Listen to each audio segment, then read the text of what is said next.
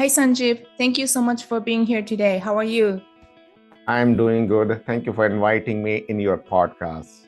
So, I understand that you come from India. You're originally from India, and you used to work as a pharmacist. Yes. And along the way, you found meditation, and that has changed the trajectory of your life.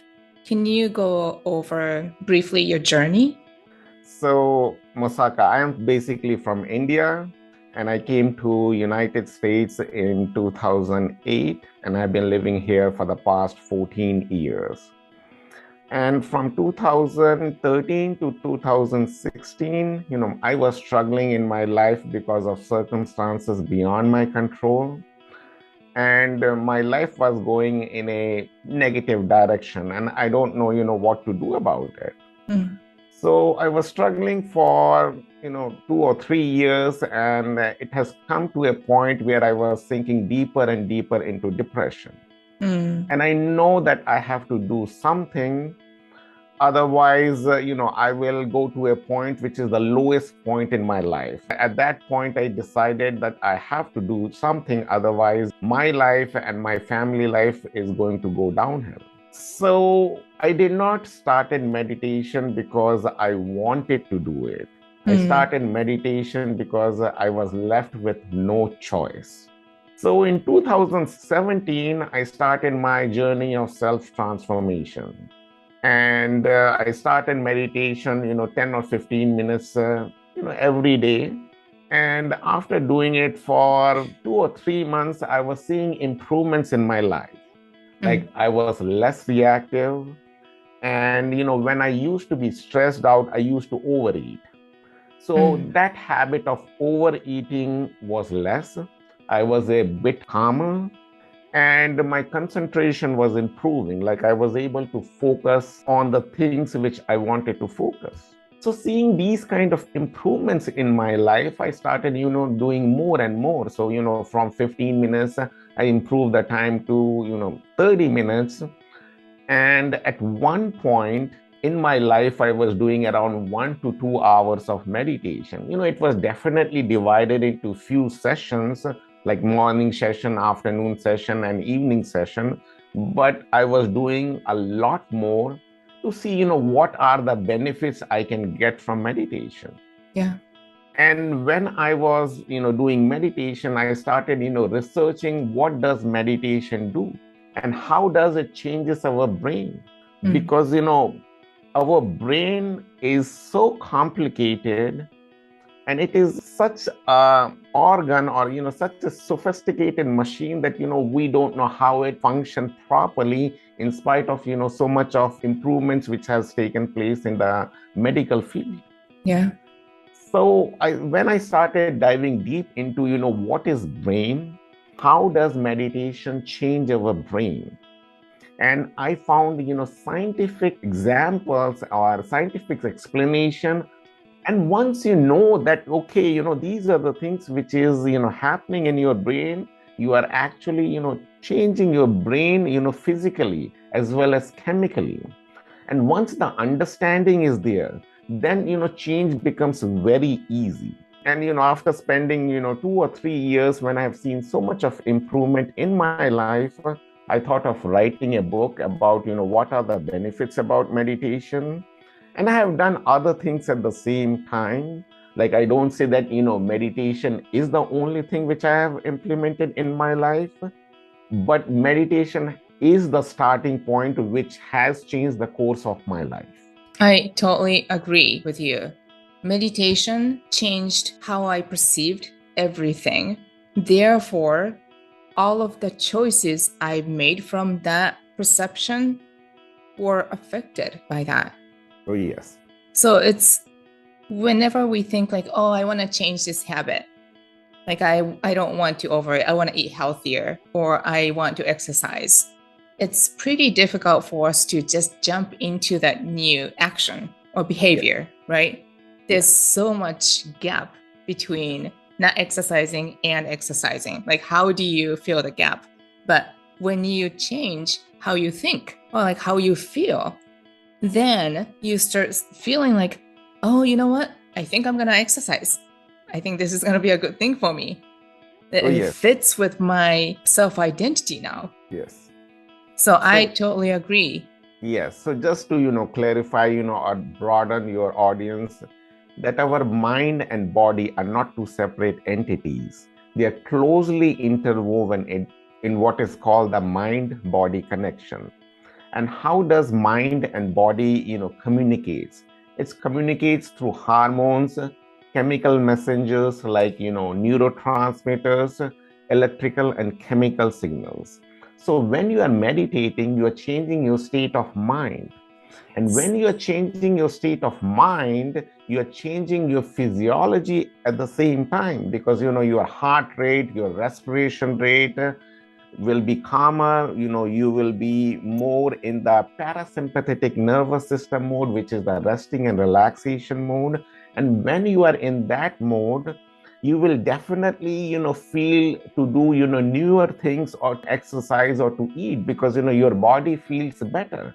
When your Yes. body feels better, your mind is giving responses that, okay, your body is fine. So when your body feels fine, you will do exercise, you will eat healthy. When you do exercise, eat healthy, it will tell your mind that your body is much more fitter. Then your Yeah. mind will respond, okay, keep doing it. Yeah. And that's how this chain goes on, and you come in that state of positivity that this is giving me both mind helpful as well as body helpful. Yes. Well, I'm so glad that you explained it so clearly, because sometimes when people hear about meditation is good for you, it does not give enough of a reason to start. Now, of course, I know that's good for me, but how does that really affect me in everyday life? How did you start for the first time, when you start meditation? Did you use guided meditation, or did you just sit in quiet by yourself, or how did you start? I did not take any formal teaching or education from anybody. I learned it myself. Yeah. And I started sitting in a quiet place. Initially, I started with concentrating on my breath. Mm. So when I inhale it, I used to concentrate, the breath is going inside till the diaphragm, and the breath is coming out from the diaphragm. But after doing it for some time, I did not feel that comfortable concentrating on breath. Mm. So I started using a mantra, Mm. which is, you can use any sort of mantra, but I use Om Namah Shivaya. So that is the mantra which I repeat over and over, taking control of the breath at the same time. Mm-hmm. And, I just wanted to point out to your audience that there is no right or wrong way about Yeah. meditation. You have to find, what you are comfortable doing it. Yep. And you don't have to sit in a lotus position to do meditation. You can sit in your chair, you can sit in any comfortable position, as long as you can keep your back straight.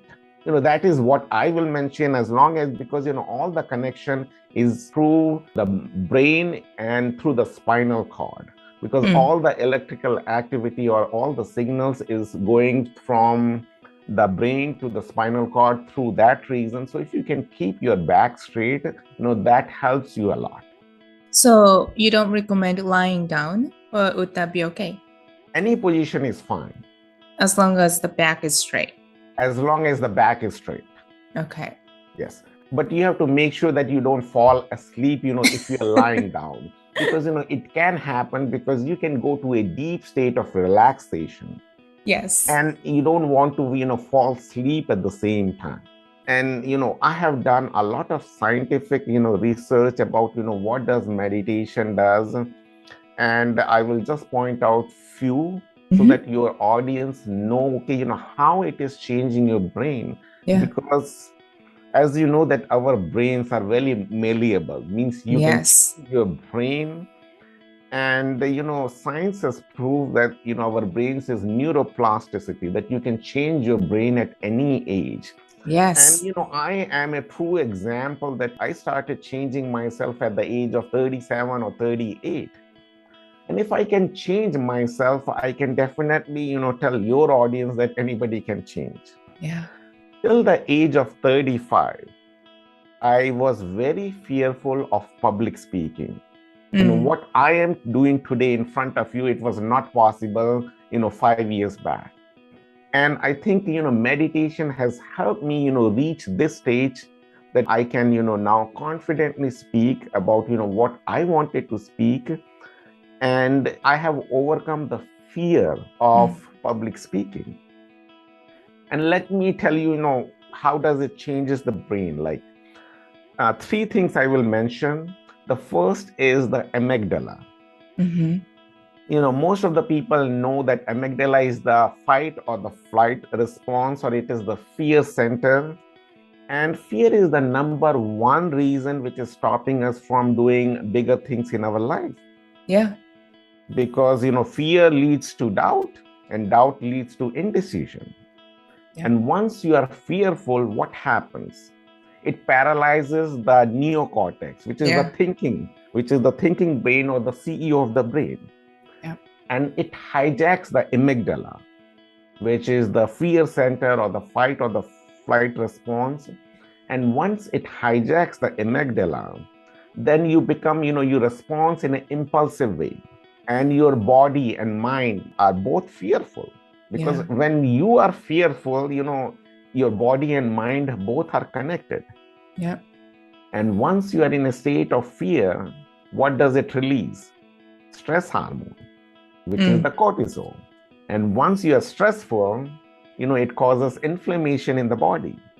You have unknown pain. You don't know from where the pain is coming from. You have, back pain, you have, hip pain, you have migraine headaches. You don't know from where it is coming from. It is because of the inflammation. Yeah. And once you have the inflammation, your immunity goes down. Yes.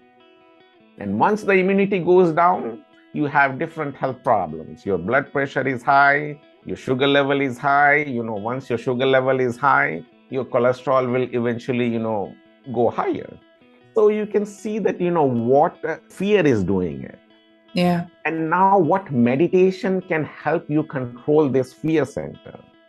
Like Sarah Lazar, who is a neuroscientist at Harvard Medical School, she was very skeptical about meditation. How concentrating on your breath will change your brain or change your mind. And she found out that 8 weeks of meditation decreases the electrical activity in the amygdala, which means, once the activity in the amygdala decreases, it means you are less fearful, you have less worry, and you can deal with your day-to-day activities. And it doesn't take, longer. Only 8 weeks of meditation decreases the size and the volume of amygdala. And once the size of the amygdala decreases, it means you are less fearful. Yeah. And it has been scientifically proven. Once we have a control of our fear center, we can do newer things. We can try and venture into, different things which we are fearful before. Yes. And, doing meditation has helped me take control of my fear center. And now I can do public speaking because, I have less fear. Did you ever think when you first started that would be one of the benefits? No. Isn't that fascinating? It's fascinating because, when you take a journey, you don't know, what doors it is going to open for you. Yeah. You take a leap of faith. When I started meditation, because I was left with no choice, I took a leap of faith. Okay, let me do it and see what benefits it can do to me. Yeah. Once you started doing it, you see, so much of improvements, and you do, more and more. As I said, I was doing at one point 1 or 2 hours. And for me, personally, I think if I do a little more, it helps me, definitely, more than, what when I do a little less. Optimum, I will say, is 30 minutes. Somebody should do it, in 2 sessions, 15 minutes and 15 minutes in the evening. But if you have the time to do more, a little bit more. I'm not saying you to spend your whole day, 2 or 3 hours doing it, because our goal is not to become a monk. Right. Our goal is to, control this restless mind so we can do bigger and positive things in our life. Yeah. That is our goal. So there's the length of meditation, each meditation session, and there's also consistency, right? Yes, yes, I always say consistency is where the magic is. yes, yes. As long as you can do, I will say 5 days in a week, you can take, 1 or 2 days, off days, but, consistency is important. Yeah. Once you stop this consistency, like I will use myself as a guinea pig sometimes, I will not do it for 15 and 20 days and see, what is happening inside me. And I will see that, I'm a little bit more restless to that again, that I'm not able to concentrate that much. I'm a little bit, more anxious. So consistency plays a very important role. And meditation is something you cannot learn and stop it. You have to keep doing it. Even if you have done it for 5 years, you have to keep doing it. This, you cannot just stop it because you have learned it. Right. That's what I have learned. I used to spend more time. Nowadays, I spend less time, but still I do it, on a regular basis. Yeah. It's like maintenance work to some extent, right? Yes. Just because we learned how to brush our teeth perfectly once, it's not like we don't have to do it anymore. Yes. So again, coming back to the original question, like scientifically, as I told, it shrinks the amygdala. Mm-hmm. The second thing, our brain is divided into left hemisphere and the right hemisphere. And, those people who has, more using the left hemisphere, they are more good at reasoning, they are more good at analytical, and they are good at maths and science. And those who are right brainers, they are more intuitive, they have more creativity, or imagination is more. So they are good at literature or philosophy, those kind of things. So what meditation does, it increases the thickness, like, the left and the right brain is connected by corpus callosum. And it increases the thickness between the left and the right brain so that you become whole brainers. And once you become whole brainers, your focus improves, your mental clarity and thinking, improves drastically. And you are able to use, both sides of your brain. Because, all human beings, either we are left brainers or right brainers. And it's like, writing, either we are writing with the left hand or either we are writing with the right hand.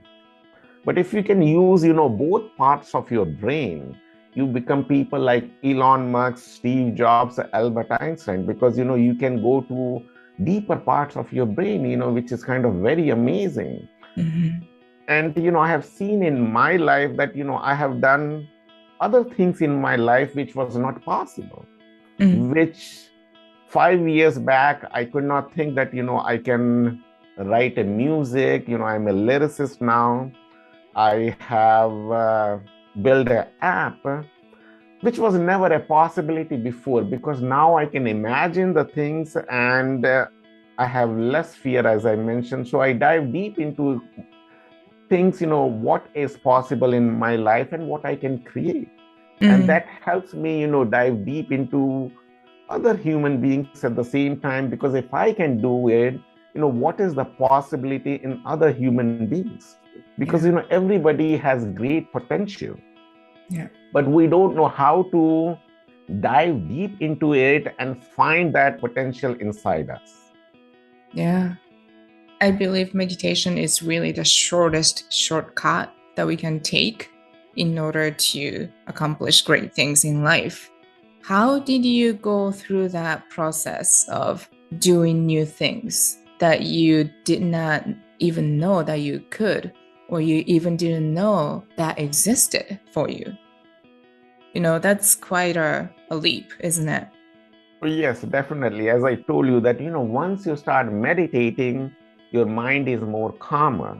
Mm-hmm. Because, our mind is moved or, pulled in different directions. It is thinking, like as you are aware, that we have 60 to 70,000 thoughts per day. And 90% of the thoughts are the same as the day before. And most of the thoughts are negative. Yep. Once you are thinking negatively, how can you create the things, which is positive in your life? And when you can, make your mind steady, that, I'm going to think about this, and, all the worries, you can, just settle down and then, keep working on one thought. Because, what meditation is teaching you to concentrate on one thought or an object or a place or on your breath. Because, this skill has never been taught to us. When I went to school, nobody taught us, how to concentrate. And you can be a scientist, you can be a professor, you can be a teacher, you can be a student. We all need concentration or focus to achieve something bigger in our life. Yeah. And meditation has given me the focus to concentrate. And just to touch the base, I don't know whether you read the book Think and Grow Rich. Yes. By Napoleon Hill. So as you know, in that book, it was mentioned that our brain is a receiver as well as the transmitter. So we receive, thoughts from the universe, from other people. And when you are able to keep your mind calm, you will get thoughts which you never know, how it is coming. You will get, newer thoughts. And once you started giving energy and focus to those thoughts, you start creating new things in your life. Yes. Because everything is energy and matter. If I am giving a thought, energy to a positive thought, it is going to, grow bigger. Yeah. And same thing, if we are going to give energy to a negative thought, it is going to get bigger and bigger. Yeah. And that's the reason, some of the people, you will see that if they are going in a negative direction, they are going downhill and they are going on that path because they are not able to overcome from that. And if you see, somebody is in the positive way or, in a positive track, he is, creating one thing after another because he has learned the art of, controlling the mind, being focused on one thing and putting all his energy in that particular field. And once that is done, I go to a next thing and again, I can concentrate all my energy in doing that particular thing. And once that is done, I move on to the other things. I don't stop, where I leave it. Because once you are in that cycle of positivity, you cannot just not do anything. Right. You wanted to create much better things. You wanted to connect with other people and you wanted to build that positivity to other people at the same time. Yeah. Because, life cannot be happy thinking about yourself. That is so true. Can you repeat that? Life cannot be happy thinking only about yourself. You have to move as many people along with you. That is the greatest joy you can get, and that will give you the greatest satisfaction in life. Yeah. What is the true meaning of life? Because, when I was lost in my life, I was thinking, what is the meaning of this life? I have loads of money.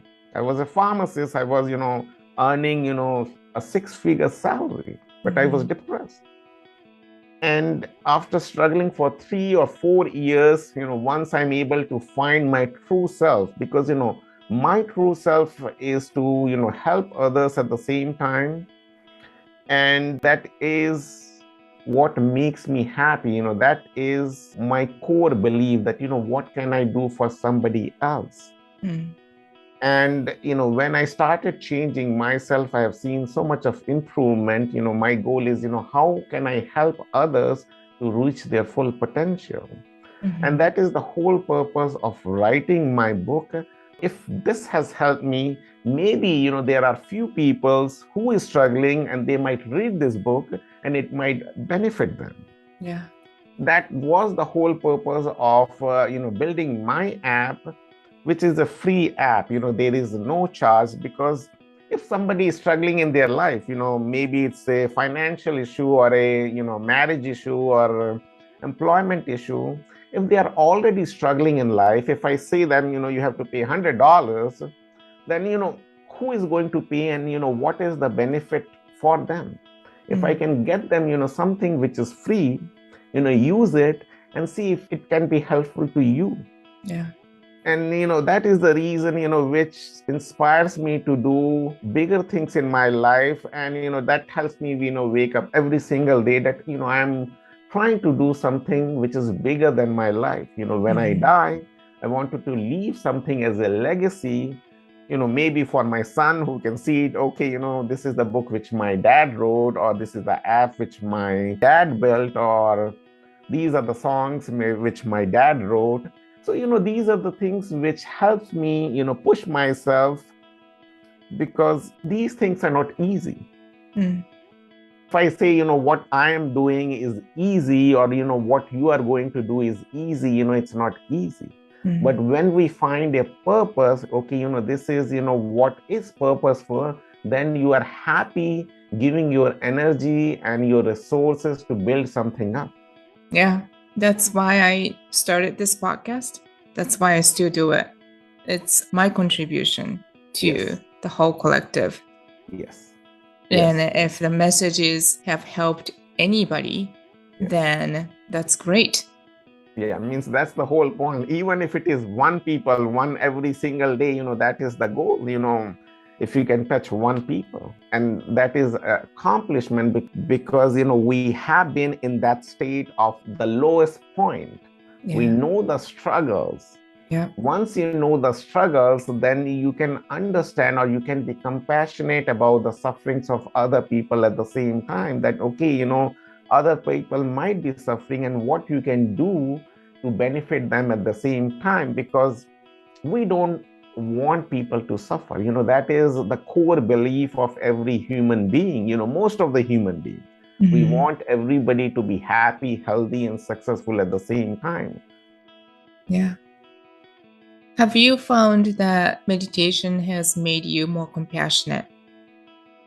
Oh, yes, definitely. I'm more compassionate, because, I can control my thoughts.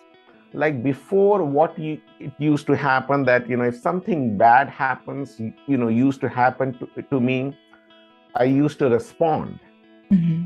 Respond in a way which is kind of in that present moment, which was, not the right thing to do, or you can say I was impulsive. Now, I can feel that I'm getting angrier. But I know that, this emotion will pass through after 5 or 10 minutes. So I can observe my emotion, and I can think and respond in a logical way. And once you are able to think and, respond in a logical way, you are more compassionate, because, you are able to understand, okay, why the other people is getting angry, or there might be some reason, he's getting angry. You are thinking, you are giving a logical explanation, and, after 5 minutes, he will also settle down, and, your emotion will pass through. That makes you, more compassionate. That is something, which comes by practice. As we have discussed, that, compassion comes slowly. That's the important thing, why people don't do it, because it's not tangible. You cannot measure it. And that is the reason, people don't want to indulge it, because they don't see it, any changes, okay, which they can measure it. But once you have done it for, 6 to 8 weeks, or, some of the people, it might take a little longer. Because, we have made the habit of this mind to be restless, because it is pulled in different directions. And it takes a little bit of practice to control this restless mind. And once you are able to do it on a regular basis, you will see so much of changes in your life. And I don't say that, my mind does not go to different places still after meditating for 5 years. It still goes, to different thoughts. But, what I do is, I bring my thought back to my original thought. That's the only thing which I do it. And, what it will do is, it will help you, or, it will help you bring your focus back to your original thing, what you are doing it. But once you know the art of bringing your thought back to your original thought, then you can, concentrate again back to your work. Yeah. And that's powerful because you're being in charge of your own thoughts, your mind. Your mind is not running your life. I mean, I lived my life by having my mind drive, being on the driving seat, and I was just dragged around. That was exhausting. Same thing. Same thing, it happened till I found meditation. I can definitely say you one thing, that I am the happiest once I started meditating. I was never so happier before in my life, 37 or 30 years. Then, once I started meditation, in spite of, my outer circumstances was, miserable, I was still the most happiest person, living from 2017 till now. Because, it has given me the inner satisfaction. It has, given me, who I am, from inside out, which is the true feelings, and which most of the people are not able to figure out who they are actually. And, meditation does help you to bring to that state of mind. Because until and unless, from deep inside, you know who you are, you cannot live a happy and healthy life. Right. And, I have learned these things from my mentor, who is Viktor Frankl. I don't know whether you have heard the book, The Man's Search for Meaning. Yes. I have used that book as a Bible. That book helped me to survive, my, darkest period of my life. Yeah. Because, when you have lost everything, how do you wake up the next day? You need something to wake up. And, Viktor Frankl mentioned that, you can find meaning in three things in your life. First is work, because doing, something, which is meaningful, something which you give importance, something, which you think, okay, can help other people at the same time, something significant can give you, a meaning in your life. The second thing he mentioned is in love. And it can be, a love for your parents. It can be a love for your child. It can be taking care of your, old friends who need some help. So that connection, that bond gives you a meaning in your life that, I'm not, doing it for me, it's for somebody else. And the third thing is in doing courageous things, or in, doing something that you are fighting with a difficult situation. You don't know, what to do, but you are trying to put a brave foot forward and trying to deal with that situation, that, how can I come out from this difficult situation? So these are the three things, which he told. And, I think a lot, and I research a lot, and I read a lot, and I don't think, there is any other things which where you can find a meaning in your life. These are the three things: in work, in love, and in courageous time you can find meaning in your life. Because, I find my meaning, when I was at the lowest point in my life. Because suffering by itself is, worthless. If I am suffering, and I'm not able to give meaning to that suffering, it is, suffering because there is no reason, It's in a void then. Yes, it's a void. You are going in a void, you are going in a darkness which is completely void, and you are suffering. But there is no meaning. But once you start giving meaning to that suffering, that I'm suffering, but it has a meaning because, it is giving outcome to some other people. Then it becomes, okay, a meaning, and then, you are more than happy to take that journey. Yes. It's all about taking that journey, because, there is no satisfaction in the destination. What you are doing and what I am doing, it's kind of taking the journey. Until and unless we find happiness in this journey, there is no happiness at the end point. Because, what is the end point for me? If I say, okay, I build the app and it is successful, then I will be happy. No, that is not the case. I will not be happy, because if you see so many successful people, like, I don't know whether you know about Michael Phelps. He is the greatest Olympian ever born. And, once he, won so many gold medals, the next day he was, depressed. Yeah. Because it's not about the destination.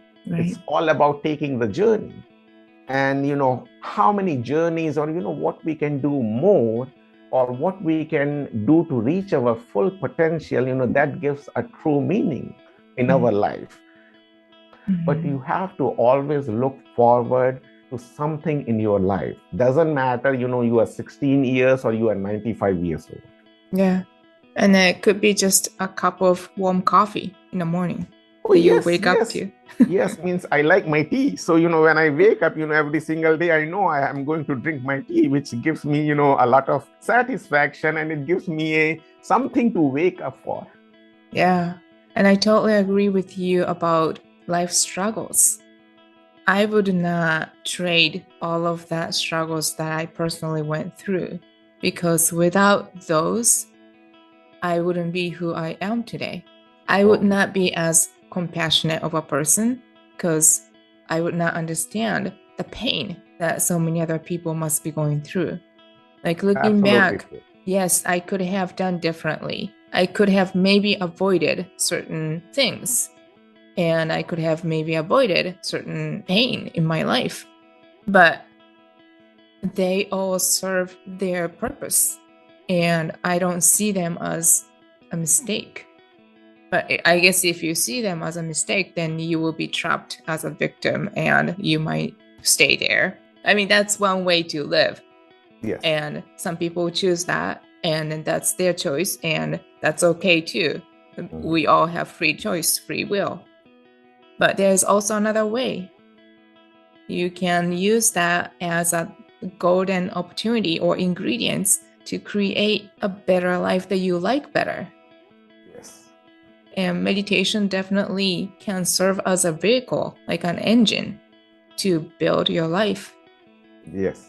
Yeah, means I totally agree with you that I will not change a single thing, what has happened to me, because it has, built me who I am today. Yeah. Because if I'm not, faced with that difficult situation, I would not have changed.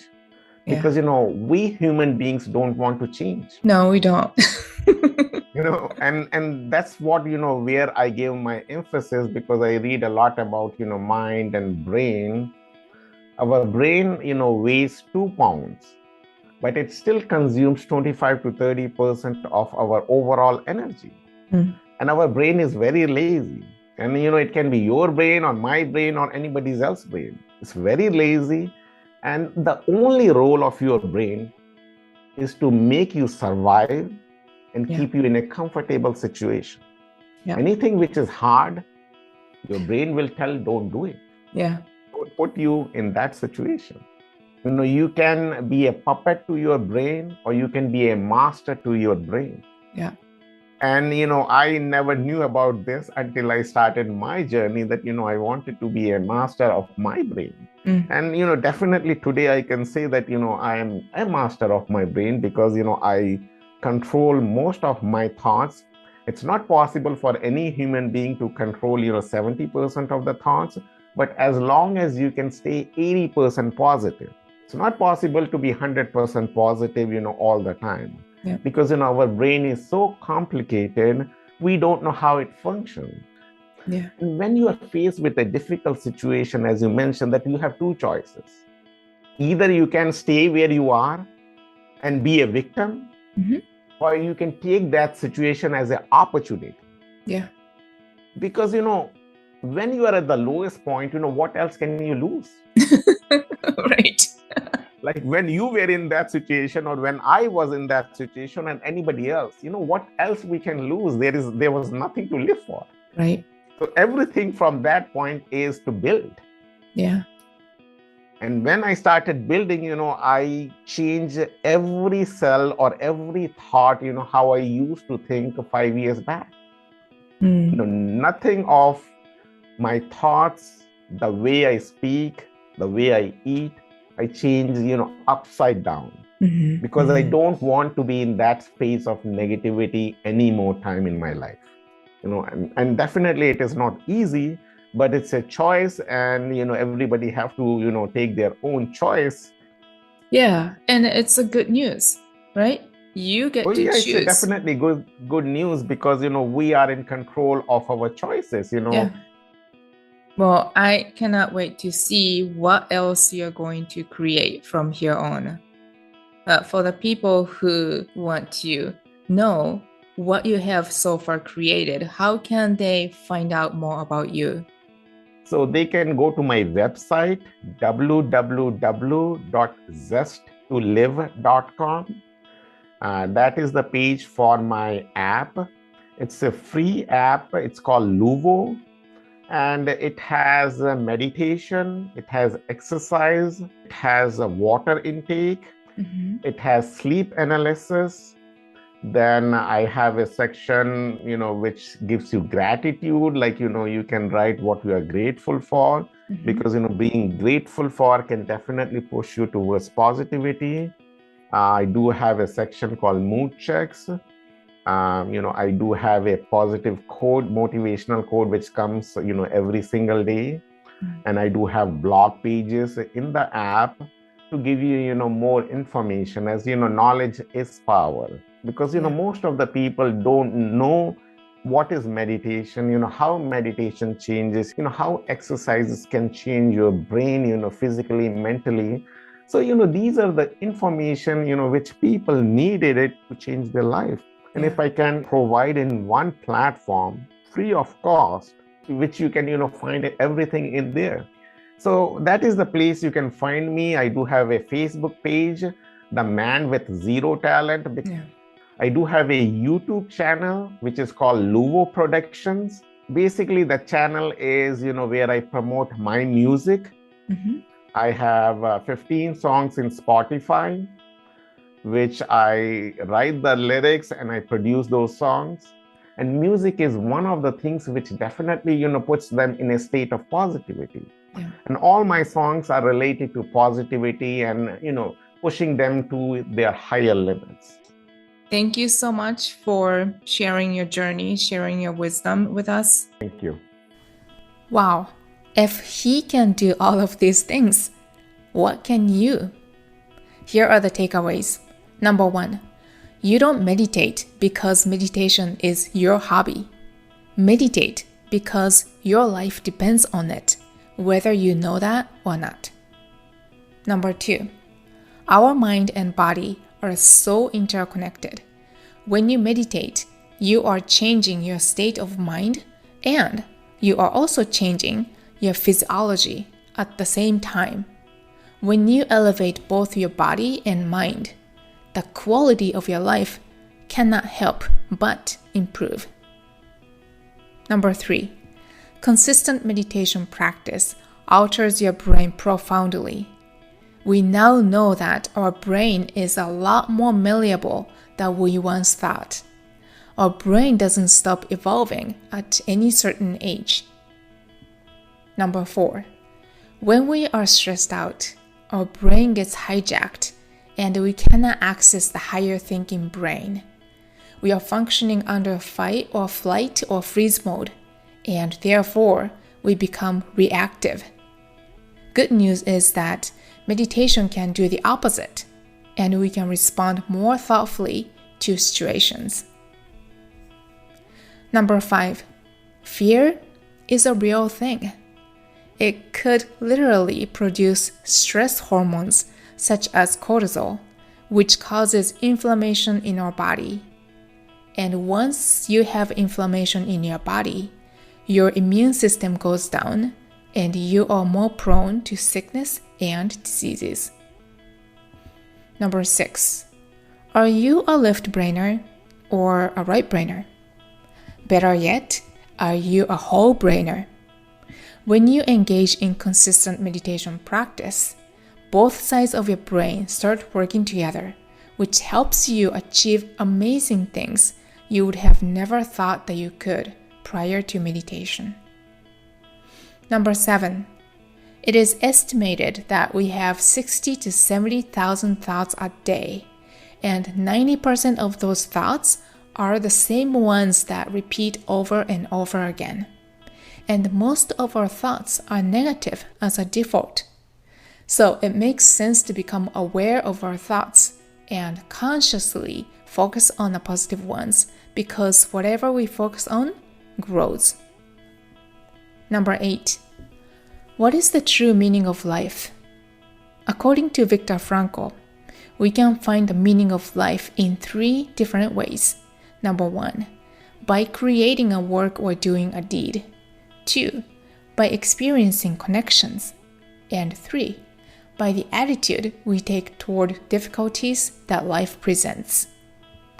Number 9, life struggles can be meaningful and precious if you want them to be.